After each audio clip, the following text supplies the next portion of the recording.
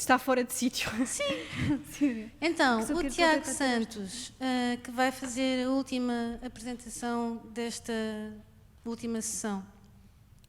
Frequentou o doutoramento em Arte Contemporânea e atualmente é doutorando no programa de doutoramento em Materialidades da Literatura da Universidade de Coimbra, onde trabalha sobre a obra poética de Augusto de Campos, do ponto de vista da arqueologia e expressividade da letra tipográfica. Colabora no Festival Caminhos de Cinema de Português e ajudou a criar o projeto pedagógico Cinemalogia, da ideia ao filme, produzindo nesse âmbito 7 curtas-metragens de ficção, documentário e animação selecionadas em festivais de cinema internacionais. A apresentação, a comunicação do Tiago Santos intitula-se A Reconfiguração da Leitura na Poesia de Augusto de Campos. Muito obrigada, Tiago.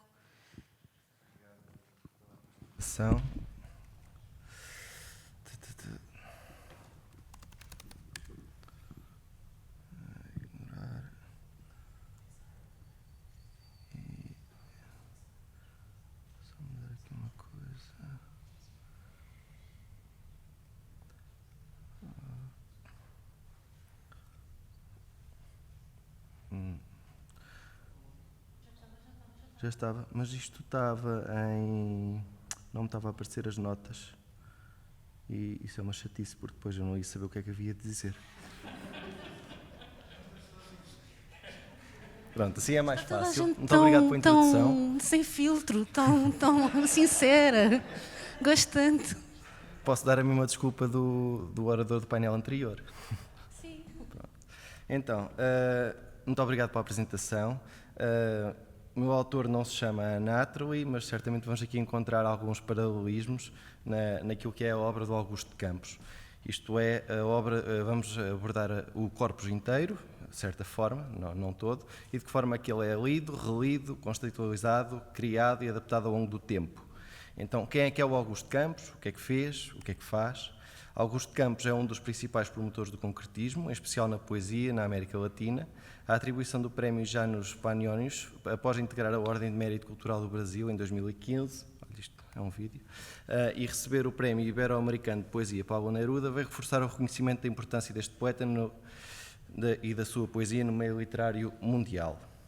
É um autor com 67 anos de atividade, teve uma passagem fugaz pelo grupo Geração de 45, cofundou o grupo Neugandres, apresentando ao Brasil a poesia concreta e uma grande parte da literatura de vanguarda mundial, mas também pelas incursões da história e da literatura brasileira, trazendo para primeiro plano autores como Pagu, Quilquerri ou Sousa Andrade.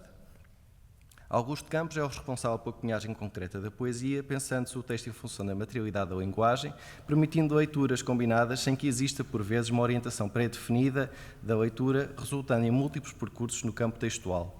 A sua obra é verbo-voco-visual, interdisciplinar, interartística, intertextual, intermedial, transmedial. A obra de Augusto de Campos inicia-se numa altura efervescente do modernismo e de um crescimento social e económico sem precedentes, com mudanças tecnosociais profundas e amplificadas pelos meios de comunicação de massa. A missão concreta de Augusto de Campos começa com um breve encontro com a Geração de 45 e com o início da missão antropofágica, valorizando a cultura do Brasil por oposição ao colonial parnasiano europeu. É uma poesia que se começa concreta em 53, promove-se uma frase ortodoxa olhando à fenomenologia da composição, incorporando em primeiro lugar a linguagem da música e da pintura, como vemos aqui em Ligia Fingers, do ciclo Poeta Menos, e depois a fase da matemática da composição, expressa com rigor, simetria, com uma ambivalência de sentidos de leitura, como percebemos nesta tensão. Na década de 60 começa-se um salto participante, olhando ao engajamento do leitor na leitura e na interpretação dos poemas, mas também do autor no panorama social e político que se ia sentindo. É uma relação tensa da literatura e dos suportes mediais e processos criativos que transporta a poesia para os contextos do mundo real e, da mesma forma, leva a literatura para além dos seus lugares tradicionais, como é a Galeria de Arte, que Augusto de Campos e Valdemar Cordeiro exploraram, expondo em 64, ano de golpe militar, os popcretos. Canibaliza-se a linguagem dos meios de comunicação de massa, incorporam-se os seus símbolos, radicaliza-se a linguagem, escreve-se sem palavras, sem língua, só olhos, que num alerta geral proíbe a esquerda e permite à direita avançar. É um olhar que, mediante as bases interpretativas sociais, culturais e políticas, permitem ao leitor participar nesta crítica bíblia às mudanças tecnosociais. Esta crítica bíblia é o olho por olho, que aqui está um grande plano, chamamos-lhe assim.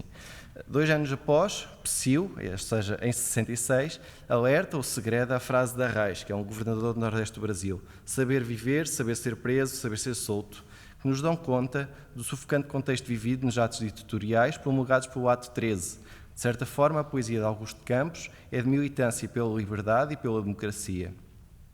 A Vaia Viva, ou Viva Vaia, inspirado nos monumentos aztecas, propõe-se a homenagear a Baia, isto é, parafraseando Jacques Cocteau, o próprio autor, incompreendido à frente do seu tempo. Um poema que se veio mostrar próximo de um caráter participante, mesmo após o fecho desta fase em 62, a homenagear Caetano Veloso, que viria a exilar-se no Reino Unido na década de 70. Chegamos a 74, ano do fim do milagre económico brasileiro e início da hiperinflação.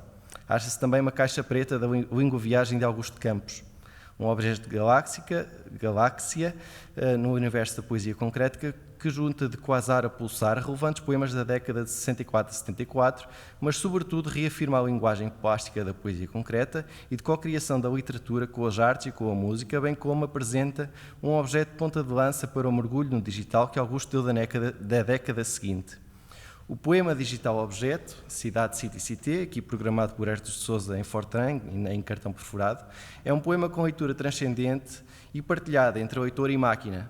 Ponta de lança porque abriu o caminho do digital e das colaborações com recurso às tecnologias de informação, onde se destaca Bomba, um poema constituído por um número mínimo de caracteres, ou Pulsar, considerado o primeiro poema, o primeiro videoclipe de alta poética, uma exploração tipográfica em torno do amor, cuja abordagem musical, de Caetano Veloso, gira em torno de apenas 3 notas. São 3, o mesmo número de caracteres que está na bomba malarmaica do poema Bomba. Ou ainda SOS, que também foi desenvolvido nos laboratórios da USP. Estes são poemas que nos colocam com formas não convencionais de leitura, ora explorando a combinatória, como olhando aos detalhes materiais e técnicos empregos na composição. Após tudo o que vimos, chegámos a 85, o ano em que Augusto volta a publicar um inédito, após a concentração das suas publicações artísticas nas revistas poéticas, e que foram a Invenção, a Neugandres, depois a Código, a Nave Louca, e este poema, o Pós-Tudo, surge no folhetim da Folha de São Paulo em janeiro de 85 e cria-se a poémica da crítica da maldizência, numa troca de correspondência aberta pela imprensa com o crítico Roberto Schwartz, em março deste ano. A discussão centra-se, acima de tudo, na discussão em torno da leitura do que é e seria o poema e das formas de o ler. De forma linear, poderíamos ver que quis mudar tudo, mudei tudo, agora pós tudo, eis tudo. E eu tenho aqui a transposição do Augusto de Campos, que eu lê. Quis mudar tudo. Não sei se ouve. Quis tudo. Agora tudo, posso tudo. Eis tudo. Mudaria. Quis mudar tudo. Quis tudo. Agora tudo, posso tudo. Eis tudo. Mudo. Quis mudaria, quis tudo, agora tudo, posso tudo, tudo, mudo.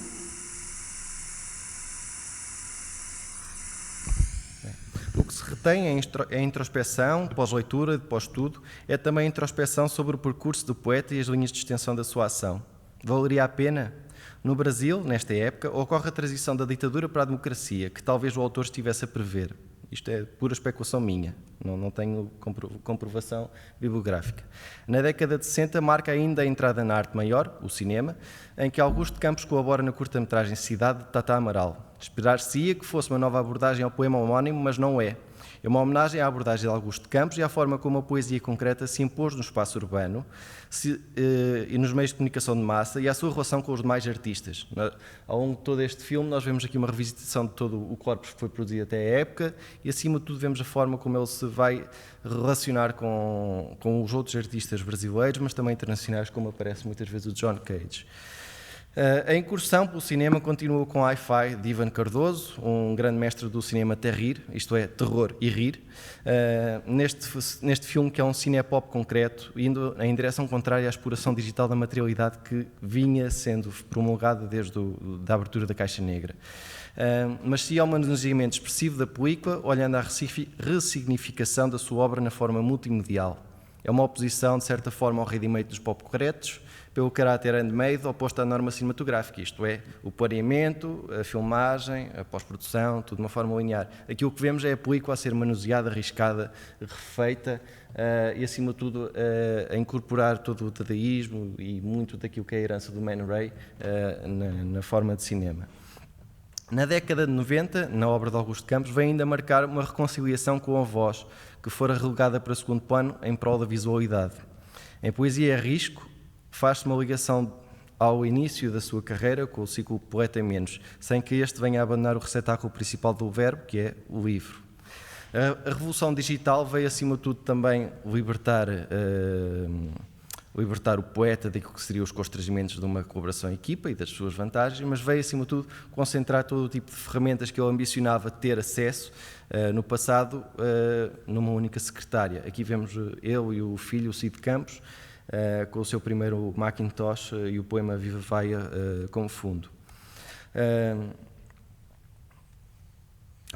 Há a revisitação e a reconfiguração das palavras do poeta ou traduções dos seus poemas, conferindo-lhes interação, modos de ler, que não dependem apenas da formação e contexto sociocultural do leitor, mas muito da sua ação. Em Não, editada em 2003, encontramos algumas das obras digitais mais enigmáticas de Augusto Campos. Sem Saída, aqui projetado numa performance ao vivo, é exemplo da forma transmedial que a poesia de Augusto Campos muitas vezes assume pela sua forma impressa, performática, digital, interativa ou musical. Em Outro, o último livro de Augusto Campos, apresenta-se o confronto entre o corpus de Augusto Campos, em específico entre in e out, isto é, em traduções, as traduções visuais de poemas de língua estrangeira, aqui é uma tradução no Alarmé, e as outraduções, as já referidas revisitações visuais dos poemas éditos. A produção e a presença de Augusto Campos têm promovido o seu trabalho de apropriação e canalização da linguagem e dos novos meios, dominando o novo espaço urbano e social, isto é, as redes sociais e a internet. Neste espaço, a Agitprop e Contrapoemas têm promovido a consciencialização pública do panorama político e social do Brasil, mas também alguma revisitação de alguns momentos marcantes da carreira do poeta. É difícil não traçar o paralelismo entre momentos poéticos de Augusto Campos e a história contemporânea do Brasil. O salto participativo está presente em vários momentos, cruzando-se com uma reflexão pós-eu, por parte do autor, questionando o seu percurso, criação e os seus desdobramentos. Em notas gerais, a poesia de Augusto Campos propõe caminhos e sentidos que cabem ao leitor decidir. São desafios propostos graficamente, em que a forma e o conteúdo trabalham em simbiose com as escolhas temáticas, materiais e mediais, olhando a exponenciação do significado do texto. Um texto que só é materializado quando o momento da sua leitura, promovendo uma experiência que não se esgota em si mesma, mas que se renova olhando a outras formas, outra maturidade e experiência do leitor, bem como, claro, outras possibilidades de ler o texto. Muito obrigado.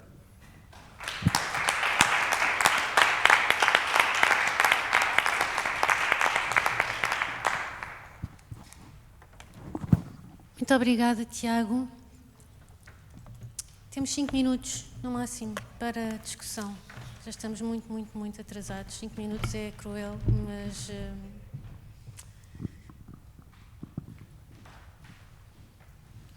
Muito obrigada por este painel. E eu tinha uma pergunta exatamente ao Fernando Aguiar, que tem a ver com a sua experiência naquilo que apresentou do contacto com a Ana Atterley. E, no fundo, perguntava-lhe se nesse contacto tão pessoal e de troca, portanto, mesmo até de obra, da sua e de receber dela, nesse testemunho, se houve uma interferência, no sentido de diálogo, entre a obra dela na sua, e se sentiu que isso foi transponível também para ela, nos diálogos que estabeleceram.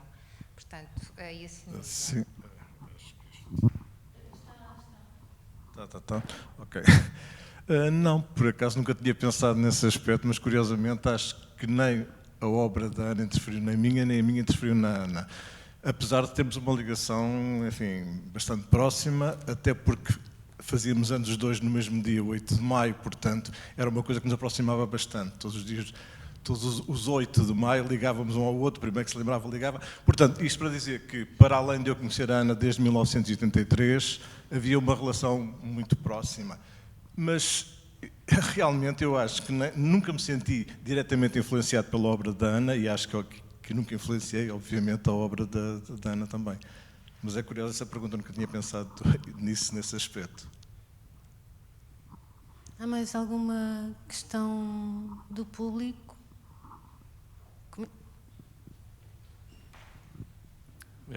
Esta pergunta é também para o Fernando e outra para a Golgona. Em relação para o Fernando, a pergunta tinha a ver com muito trabalho que tens feito tem incidido sobre a obra visual dela, não é? Inclusivamente a curadoria de muitas exposições ao longo dos anos. E a minha pergunta era se tu vês uma relação de equivalência ou de expansão entre a obra visual e a obra mais estritamente verbal. Como é que vês a relação entre essas duas coisas? Tu fizeste aqui um percurso, não é? Desde os anos 60 até aos grafites, já dos anos 2000, e para a Golgona.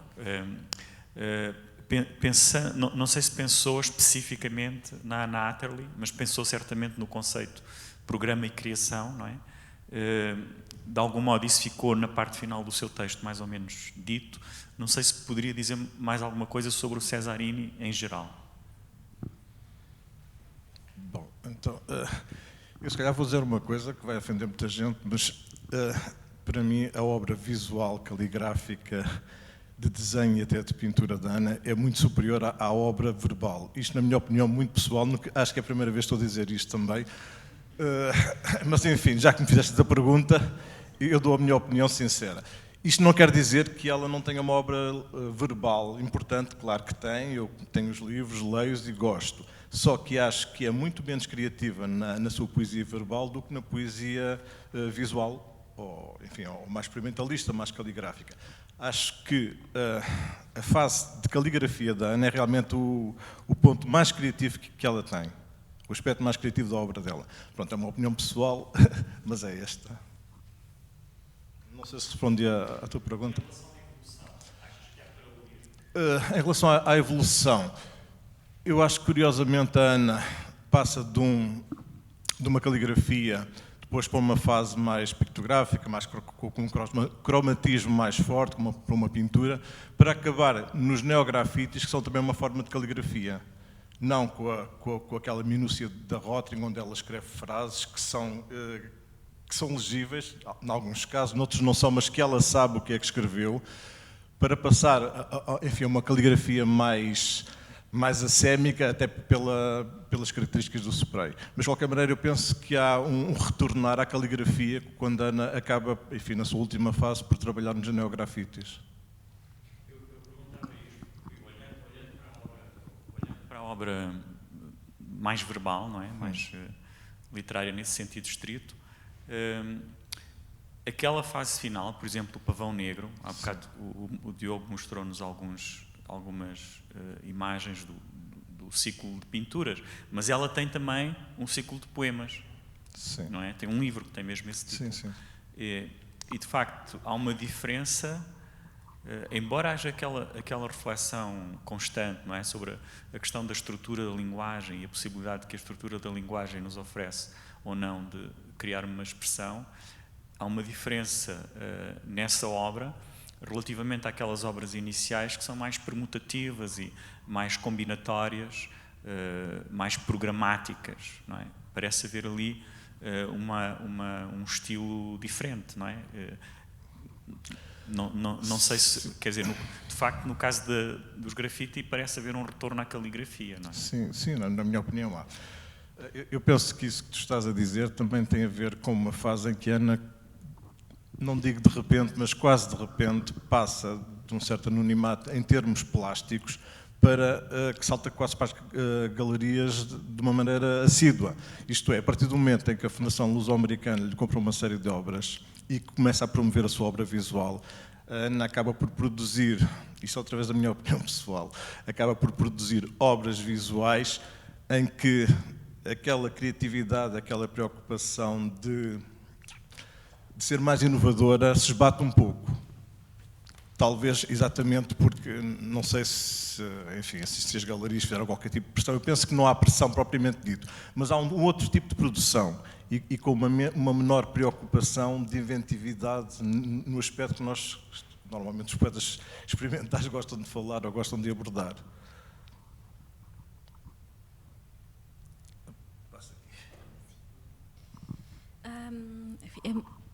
É muito difícil falar em geral de qualquer coisa que seja. Vou só dizer uma nota bastante particular a propósito do grande poeta Cesarini. A Vieira da Silva tratava-o por rapaz, sempre o tratou por esse rapaz. Houve uma única vez em que ela disse o grande poeta quando teve de fazer uma carta de recomendação para a Gulbenkian. Agora, a verdade é que eu conheço esse grande poeta, é mais próxima a poesia dele do que a produção visual, isto é, a pintura e os poemas, colagens e todo o trabalho, até porque me tenho dedicado sobretudo ao estudo da poesia e menos a isso. Partindo deste livro e como ultimamente me tenho também dedicado a fazer uma investigação mais próxima da pintura e da produção artística dele, defenderia uma indistinção de valorização entre uma obra e outra. Isto é, não há uma melhor que a outra, não faria essa distinção que o Fernando Aguiar faz em relação a Anna Hatherley. E este livro talvez seja o momento ideal da produção criativa do Cesarini para defender essa indistinção, até porque é promovida pela própria construção do livro.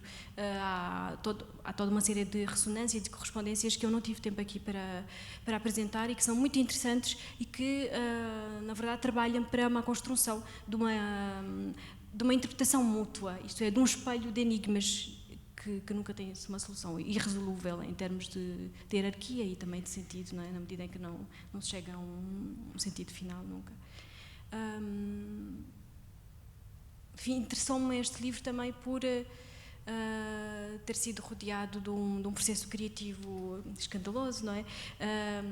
Quando foi aqui publicado, o Gastão Cruz fez uma crítica muito agressiva em relação ao livro. O próprio Cesarini ficou bastante afetado, embora tenha encolhido um bocado os ombros e não tenha feito grandes comentários.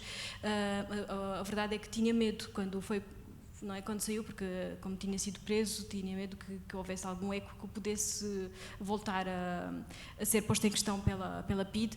E conta-se que, por exemplo, quando foi apresentado o livro em Lisboa, na livraria Divulgação, é curioso o nome da livraria, ficava ali pelos lados da Dona Estefânia, e ele leu o livro, quase todos os poemas que aqui estavam, o livro todo, e leu quase sem pronunciar, assim, quase, não é, em silêncio. Enfim, não sei se respondi, se calhar não. Obrigada, temos aqui mais uma questão e depois, se não houver mais nenhuma, fechamos. A minha pergunta é para o Fernando. Aqui um pouco também na qualidade de alguém que teve um contacto muito próximo com a Ana. Eu, do estudo que tenho feito da obra dela, há uma dúvida, há digamos que um horizonte que permanece constantemente em aberto. Obviamente que há muita coisa por ler ainda, etc., mas eu gostava de saber a opinião do Fernando, daquilo que conheceu da Ana e da obra, etc. Qual é que era a relação dela, ou melhor, qual é que era a relação da obra dela, que é uma coisa só, com a espiritualidade? Portanto, há toda a questão do budismo, portanto, toda aquela influência das filosofias orientais, etc., mas parece-me que é uma questão não totalmente resolvida, mas ao mesmo tempo sempre presente. Gostava de ouvir o Fernando sobre isso. Esse envolvimento, ou essa relação, eu penso que se deu mais nos anos 60, quando ela estudou a escrita arcaica chinesa. Depois, sinceramente, não sei se há essa influência enfim, num campo mais espiritual. Nunca falámos sobre isso, eu nunca ouvi fazer algum comentário sobre esse aspecto e, portanto, em relação a isso não posso esclarecer muito mais. Pessoalmente, eu penso que isso poderá ter tido alguma influência na obra dela nos anos 60, quando ela fez aquelas estruturas poéticas, aí sim havia essa relação, mas eu penso que isso depois foi ultrapassado. De qualquer maneira, só para acabar ainda, já agora aquilo que estava a comentar em relação à prosa do Manel, paradoxalmente eu acho que a Ana nunca deixou de ser escritora, mesmo quando fazia a pintura, porque se nós repararmos, mesmo naqueles trabalhos daquela série da Viagem à Índia, que são talvez os trabalhos mais próximos da pintura, aqueles trabalhos são sempre feitos com pinceladas, isto é, são feitos com umas pinceladas, enfim, gestuais. Portanto, há sempre um gestualismo em todas as obras da Ana, mesmo na pintura. Por isso é que eu penso que, apesar de tudo, ela era a escritora, enfim, basicamente foi sempre escritora, mesmo quando pintava. E nesse aspecto é paradoxal eu achar que a poesia verbal dela não será tão criativa quanto é a parte mais visual, sendo ela sempre uma escritora no fundo.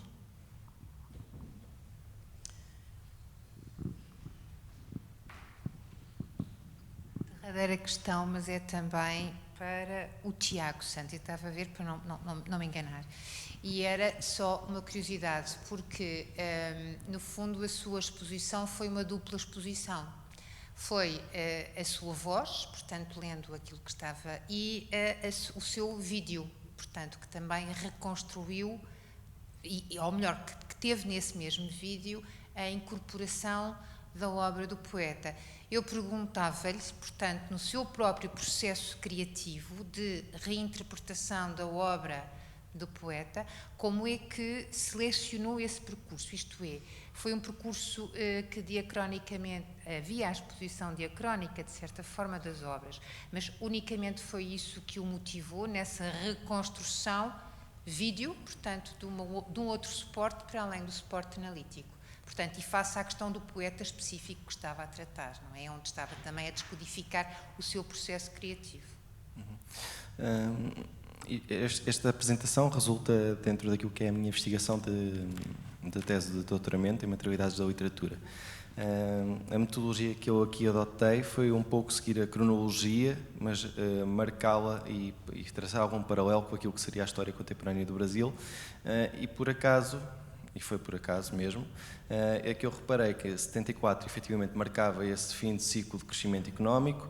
Foi por acaso que eu fui ver que em 85 foi também o ano do final da ditadura, e foi por acaso não, porque os popcréditos efetivamente são uma crítica à instalação do regime militar.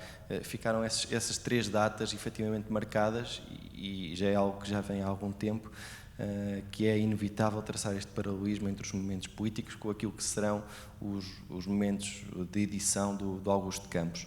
Depois procurei, acima de tudo, entrar dentro da cronologia e para dar também um bocadinho daquilo que seria o desenvolvimento da linguagem verbo-voco-visual do poeta. Daí dar o enquadramento da antropofagia, da pequena participação na geração de 45 e da forma como depois eles acabam por usar e reutilizar os meios de comunicação de massa, tanto para a introdução de outros autores como para a divulgação das suas obras, mas acima de tudo também para promoverem a teoria literária que estavam a desenvolver em torno da poesia concreta. Há ainda a referir o facto de eles usarem também, de haver o intercâmbio, mesmo com Portugal, com a Inglaterra, com a Alemanha, da poesia concreta, e eles também tiraram muito proveito disso na medida em que são publicados em publicações de referência como o Times Literary Supplement. Depois, o facto de eu conseguir enquadrar dentro dos momentos de edição, mesmo o facto da caixa negra, foi algo que eu relacionei com um momento de viagem e de viragem, mas chamar-lhe criatividade, eu não me sinto muito criativo, porque sinto que mais que vem aqui uma veia analista face àquilo que é a história e a publicação. Depois, quando chegamos à caixa negra e abre-se com o Cidade City City, programado pelo Hertz Albino de Sousa, aquilo que surge é, acima de tudo, a primeira incursão do digital, e daí, também dentro da mesma caixa preta, está o Pulsar, e o Pulsar foi efetivamente aquilo que bibliograficamente se diz que seria o primeiro videoclipe de alta poética, e o que faz aqui, acima de tudo, é que começa a tirar partido da linguagem multimédia para expressar a poesia, e deste sentido acaba por ser revolucionário, porque antes dos anos 80 era muito difícil termos computadores com processamento suficiente para combinarmos o vídeo e o áudio. Daí para a frente, os objetos como o poema Bomba, este é um poema que, apesar da versão que eu vos mostrei, que está incluída no Não Poemas, que é um poema que está é um CD anexo ao livro Não. Tudo aquilo que foi feito com o poema Bomba foi, acima de tudo, explorar a perspectiva, a profundidade, as holografias, e é um poema que mereceu várias revisitações e vários suportes mediais. E depois o SOS e o Pulsar tiveram o tratamento dentro de uma estação de computação gráfica na Universidade de São Paulo. O que é que eu apresentei a seguir? Depois foi a questão do cinema, em que só há 2 momentos. E, efetivamente, há várias alturas em que o Augusto e o Haroldo surgem como figurantes, mas, efetivamente, estes são os 2 marcos em que a poesia concreta tem maior visibilidade naquilo que seria a 7ª arte. E o Wi-Fi acaba por ser muito interessante porque acaba por ser, mais uma vez, e talvez de forma muito similar à Caixa Preta, mais um momento de revisitação em que nos conta uma narrativa em torno daquilo que é a obra édita do Augusto Campos. E daí eu acho que torna-se muito interessante o facto de, pela primeira vez, quando eu já se conhecia a poesia a risco, mas começa-se a associar imagens que são diferentes, são complementares, e vamos buscar outras referências ao Orson Welles, ao Man Ray,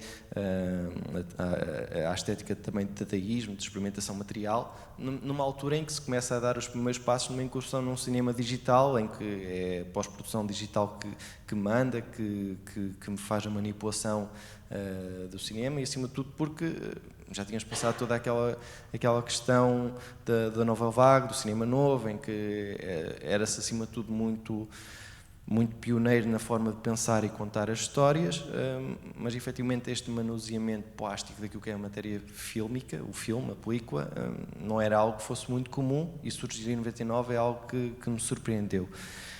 A partir daí temos os poemas que, na minha perspectiva, e algo que ainda não tenho muito bem refletido, são talvez a consequência de toda a reflexão que o Augusto Campos fez sobre a sua experiência criativa em ambientes bem mais complexos e bem mais lentos de produzir, isto é, ir para uma estação de processamento gráfico implica que tenhas um engenheiro que saiba programar e que saiba interpretar aquilo que tu estás a dizer e que saiba compreender toda a lógica de linguagem que queres aplicar num poema. Para uma lógica em que ele é o poeta, é o criador, é a pessoa que vai ter de lidar com os desafios, mas também com a frustração do domínio técnico da linguagem, porque ele fez isto em Flash, e o Flash pode ser muito bonito e arrasta-se umas coisas e anima-se os bonecos, mas também implica que se aprenda efetivamente a decifrar e dominar um certo código, um certo código que é o ActionScript. Daí eu acho que esse é um momento importante de revisitação, até a forma como ele novamente visita o Cidade, que em vez de... Poderia o fazer de várias formas, mas a forma como ele leia, a forma como ele apresenta, e agora foi um poenasmo não intencional, todo o poema é como se viesse um comboio que nos atropela, da mesma forma como ele lê e diz a tropacidade, todos aqueles prefixos das palavras. No fundo, ele mostra que o ritmo está cada vez mais intenso, já não é só uma construção que se edifica e que se torna bruta e concreta e de duras esquinas, aqui também uma referência ao Samp, e que, acima de tudo, o poeta sente e reflete nessa perspectiva. Eu acho que ele dá uma nova roupagem aos poemas nesse sentido. E depois esta questão toda das redes sociais acaba por ser talvez, mas isto também é a minha opinião, uma forma do Augusto Campos continuar a estar presente nesta questão mediática. Depois houve uma altura em que a Folha de São Paulo apropriou-se do Viva Vai, utilizou por causa de fazer sondagens, isto já depois do impeachment da Dilma, e isso é que o motivou a fazer os contrapoemas eu agora esqueci-me do nome da outra coleção, para, no fundo, criar esta consciência crítica sobre aquilo que seria o momento atual político e social do Brasil. Não sei se consegui responder. Obrigado. Muito obrigada pelas vossas pertinentes perguntas. Antes de encerrar, vamos fazer a apresentação do site Mãos Oblíquas.